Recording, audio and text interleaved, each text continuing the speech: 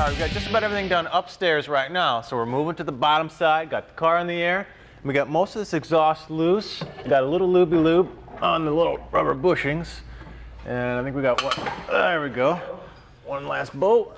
Something kind of noteworthy is it's got a lot of factory heat shields, a lot of OE heat shields.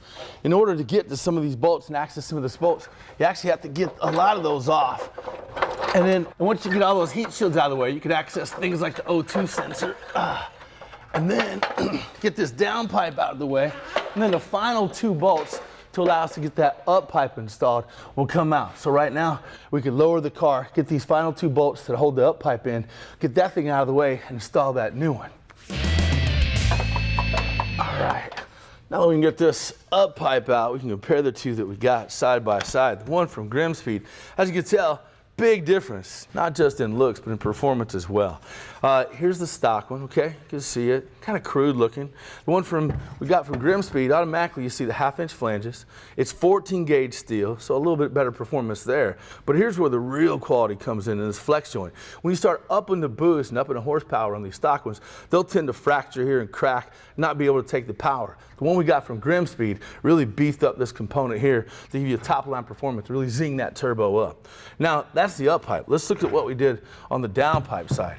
Now, as you can tell on the turbo, all right, turbine sits right in here. Good place for it. But these edges are really, really sharp. And then when the wastegate opens, what's going to happen? You have a little bit of a port here, but when the wastegate opens, those gases are going to wall up against here, travel this direction, and then into this port here. As you can see on the turbo, you have the turbine here on this side, and then your wastegate opening up on this side. Now, the new one that we got on the downpipe, as you can tell, just a big open port. So that's going to allow those gases to really escape through here a lot faster.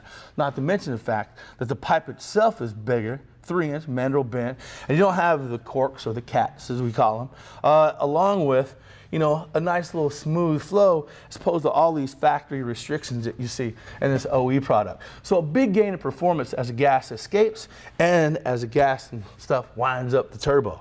So big improvements, should be really notable on the car when we drive it. So we'll get this new stuff in and get this thing on the ground. Okay, now we got that new Grimspeed up pipe in, and we're gonna help that turbo spool up. Now we're gonna help those gases get out. We're gonna do that from our friends at Motovici. They hooked us up big with this down pipe.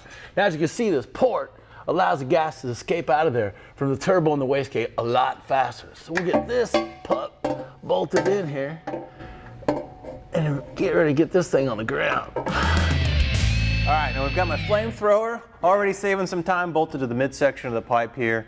We've got our gasketed joint here. It's a typical exhaust gasket. It's an impregnated graphite into a perforated metal.